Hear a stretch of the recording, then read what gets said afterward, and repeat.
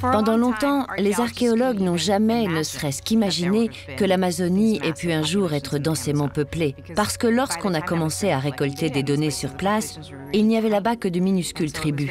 Il était très difficile de concevoir que cette forêt ait pu un jour abriter une population aussi importante. Mais un jour, quelques archéologues décident de se repencher sur le journal de Carvaral et trouvent des preuves qui viennent étayer un certain nombre de ses affirmations. Eduardo Neves fait partie de ces scientifiques d'avant-garde.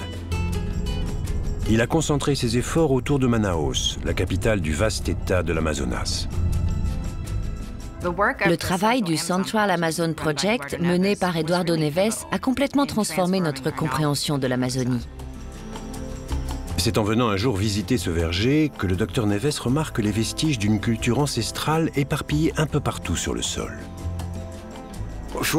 Le sol est jonché de petits éclats de céramique. La quantité est impressionnante.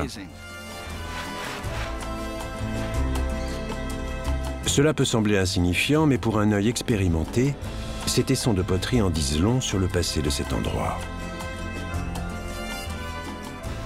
Salut Sylvia. Du nouveau? Regarde ce qu'on a trouvé aujourd'hui. Un morceau du Grand Mur, super. Ces fragments donnent à l'équipe d'importantes indications sur ceux qui vivaient ici et à quelle époque. Jusqu'à présent, nos recherches nous ont permis de déterminer que cet endroit avait été occupé par intermittence pendant plus de 1500 ans, sur une période datant d'avant l'ère chrétienne jusqu'à l'arrivée des Européens au XVIe siècle. À l'époque du voyage d'Orellana, en 1542, ce village comptait près d'une centaine d'habitants. Des villages comme celui-ci, Eduardo Neves en a découvert plus d'une centaine dans la région.